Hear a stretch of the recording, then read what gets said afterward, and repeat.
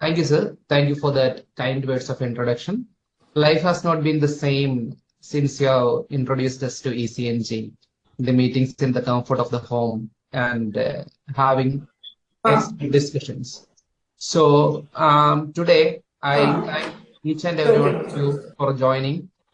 We will be discussing the topic of accelerated hypertension management. How can we manage that effectively? Now, my idea is to clarify the use of terms such as accelerated hypertension and malignant hypertension and the diagnostic criteria, current epidemiological trends, explore the pathophysiologic mechanisms, and to describe the management strategies and to identify some gaps in research and areas requiring further investigation. Now, accelerated hypertension is a textbook example of a disease progressing and leading to emergency treatment. It is the most severe part of the hypertensive spectrum. Why it is important? It has 2-year survival rate of 20% if left untreated, and it is associated with high morbidity and mortality, characterized by severely elevated blood pressure and accompanied by end organ damage. The patients usually present late and irreversible organ damage has occurred, and timely diagnosis can prevent serious outcomes. Now, the evolution of blood pressure has been from 1914, Volhard and Farr has linked the severe BP elevation with papilledema, renal failure, and arteriolar necrosis. And they defined the term malignant hypertension as elevation in blood pressure with acute end organ damage. In 1921, Keith, Wagner, and Barker has developed the retinopathy grading system, which has stood the test of time and is used even now. They have also introduced the term accelerated hypertension, which is defined as severe BP elevation with retinal hemorrhages and exudates, but without papilledema. Then ocular involvement was considered as primarily it is an ocular disease, and the definitions required retinal changes. Now the settings has changed, and it is a multi-system emergency with kidney, brain, heart, and vascular involvement. And modern definitions prioritize hypertension-mediated organ damage over retinal findings alone. And even in the absence of retinopathy, we can confidently diagnose malignant hypertension. Now, the Keith, Wagner, and Barker classification, grade 1 is a mildly generalized retinal arteriolar narrowing. Grade 2 is definite narrowing, arteriovenous nipping. Grade 3, retinal hemorrhages, cotton wool spots, and hard exudates, which is called as accelerated, which is initially called as accelerated hypertension. And grade 4 is grade 3 findings plus papilledema, which is called as malignant hypertension. The classical approach had few limitations, such as retinopathy can quickly resolve with treatment, making retrospective diagnosis difficult. And up to 25% of cases lack classical retinal signs at presentation. And retinopathy findings may lag behind end organ damage. Now, the modern understanding, retinopathy is only one manifestation of systemic damage, and diagnosis should not rely only on fundoscopy. Retinopathy is mandatory, not mandatory, but supportive.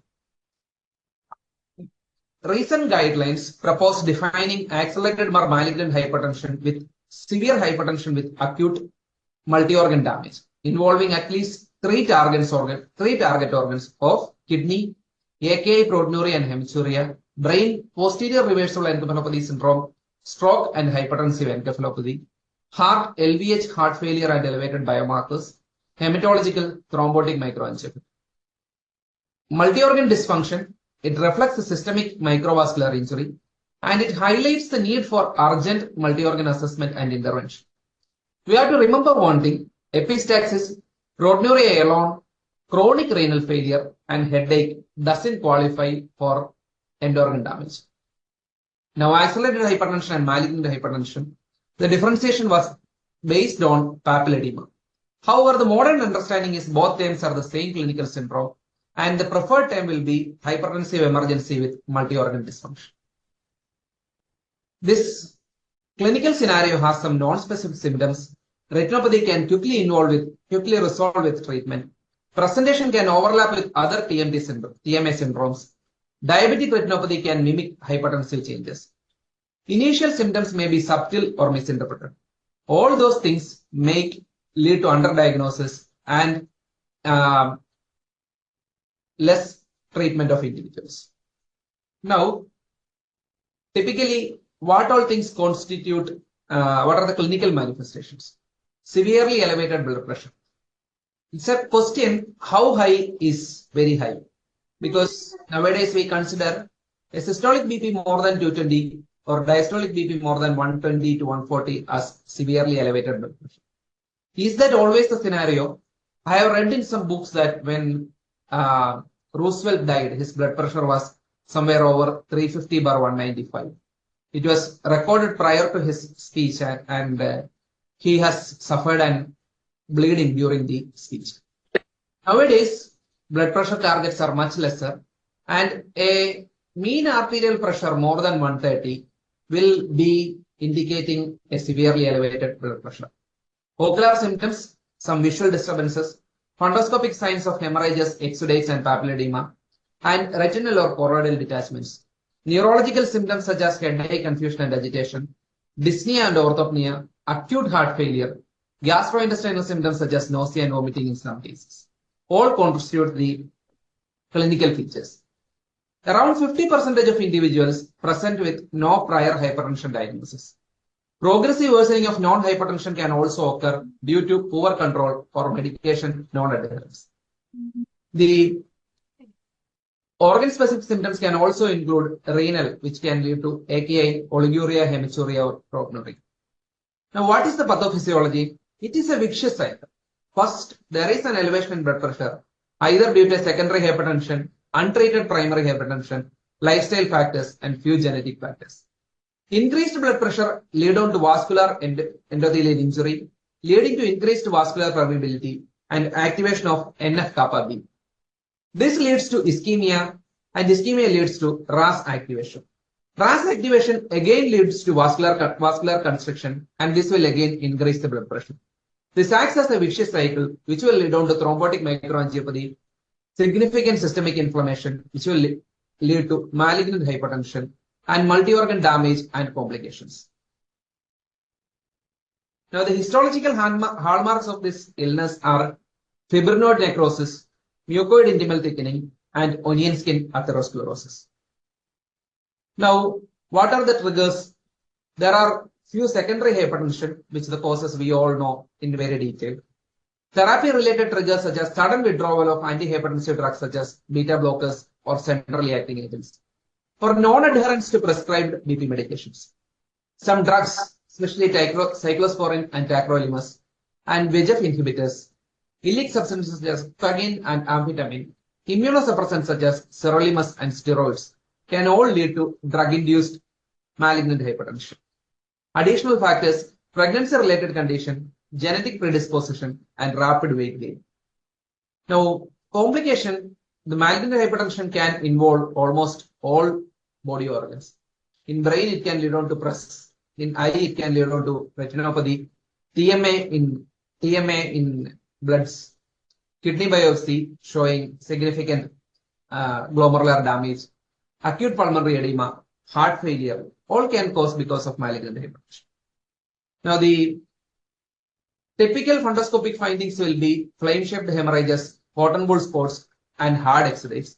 Papilledema is seen in grade 4 retinopathy. Picture denotes edema of the optic disc, blurred margins, dilated capillaries in the picture A, and picture B shows hard exudates in posterior pole and in the macula, which is otherwise called as a figure star. Now, in brain, confusion, seizures, headache, and visual disturbance can occur. Posterior reversible encephalopathy syndrome, which is characterized by MRI showing bilateral symmetric vasogenic edema, which can lead on to confusion, seizures, and loss of sensorium. It is often reversible with prompt BP control. The picture A denotes the MRI in which there is a severe leukoariosis, and the picture B shows C and D. Picture C and D shows bilateral white matter edema in the parieto-occipital regions, which is characteristic of PRES. Now, renal dysfunction is one of the most consistent features of accelerated hypertension. Acute kidney injury usually presents with oliguria and azotemia. Histopathological findings will be myointimal hyperplasia and fibrinoid necrosis, and onion skin arteriolar lesions can also occur. Chronic sequelae can lead on to end-stage renal disease, and prompt BP control can lead to partial or full renal recovery. This picture shows a kidney biopsy which shows myointimal hyperplasia with fibrinoid necrosis. Now, the cardiovascular changes first predominantly will be left ventricular hypertrophy. Then there can be elevated BNP troponins. And there is in this picture, the first A shows the left ventricular hypertrophy. B shows the resolution of left ventricular hypertrophy after 7 months of treatment. The picture C is a new method of imaging in which spectral tracking echocardiography, which shows strain of the left ventricle, which can be early finding of myocardial ischemia. Now, the first thing that we have to be very sure about the diagnosis. So measure BP in both arms and assess for radiofemoral delay, assess for signs of end organ damage, take a detailed neurological exam, look for encephalopathy, seizures and confusion. Fundoscopy, it is vital to look for hemorrhages, cotton ball spots and papilledema. Now we all require the laboratory tests such as renal functions, TMA markers such as elevation in LDH, decrease in haptoglobin, schistocytes on peripheral smear, complete blood picture showing anemia and thrombocytopenia, urine analysis showing proteinuria or hematuria. Complement studies are warranted if atypical HUS is suspected, which I will be coming to later. Now, which blood pressure is preferred? It is the mean arterial pressure, because majority of the automated BP curves directly measure mean arterial pressure, and systolic and diastolic are estimations. And the hypertensive emergency risk is MAP is a better indicator, and it is easier to titrate the medications to MAP because rather than targeting both systolic and diastolic, we can simply titrate to MAP, which is easier. Now, the other things, one of the most important is to differentiate between a acute ischemic stroke or a hemorrhage. So, a brain MRI or CT can be done. MRI will be superior in visualizing press and vasogenic edema. Fundus photography or OCT can be done to assess retinopathy, and it can actually track the lesion progression, or it can document regression after BP control. Echocardiography, I have already shown. Now, the renal ultrasound can be done to assess the kidney size, parenchymal changes. It can also be helps to rule out obstruction or chronic irreversible damage. The renal biopsy, it is required to differentiate between atypical HUS. Now, differentiating between hypertension and HUS, it's always very difficult. TMA can occur in accelerated hypertension and also in atypical HUS. The pathophysiological clues will be the complement system dysregulation, that is the low complement levels will be usually seen in atypical HUS, whereas and the neurological manifestations will be more common in atypical HUS. Hematological findings will also be very severe in atypical HUS. The most important clue is that the TMA associated with accelerated hypertension will usually respond to antihypertensive therapy, and the TMA will resolve. We have to consider atypical HUS if TMA persists despite BP control and atypical presentations, including neurological and severe hematological manifestations. In such cases, we can go ahead and do a biopsy, which shows only changes of vascular involvement in accelerated hypertension, whereas the TMA, other findings of complement dysregulation can be seen in renal biopsies. Now, press, which can present with seizures and confusion. MRI is the diagnostic finding, and it is often reversible with VP control. Diabetic retinopathy can mimic or mask the changes of hypertensive retinopathy, but there will not be any acute rise in BP or systemic TMA, and it is a chronic disease. Pulmonary renal syndromes presents with hemoptysis and pulmonary edema can mimic malignant hypertension and have TMA-like findings. Now, what is the acute management? It is difficult to say that we can have a treatment algorithm which can be applied to all, because it varies in a person to person. An individual, it doesn't always depend upon only on the BP values also, because an individual for the first time having a blood pressure of 160/90 have more chance of complications than a chronic hypertensive patient having a blood pressure of 200/100. So the first thing that you have to differentiate is whether the patient has a end organ damage or not. If it is involving only the eye and there is no other significant end organ damage, then there may not be requirement of ICU admission. But if the patient has features of hypertensive encephalopathy, cardiac failure, renal involvement, then he definitely needs an ICU admission, because continuous blood pressure and organ function monitoring is required. Now, what is the blood pressure reduction strategy? It will depend upon what all organs are involved. But however, the majority of the time, a target approach is to decrease to 20 to 25% MAP within first 24 to 48 hours. We have to avoid rapid drops, because whenever there is a fluctuation in the blood pressure, autoregulation is the thing which will maintain the blood flow to the organs. However, in individuals with severe hypertension, this autoregulation curve will be shifted. So that means that the autoregulation will fail in much higher rate. That is, the autoregulation will be happening if it is happening between 140 to 180. And if the blood pressure goes less than 140, what can happen is that there is significant chance of hyperperfusion of the organs and can lead on to azotemia and worsening of renal functions and oliguria. And even myocardial infarction, such things can also occur.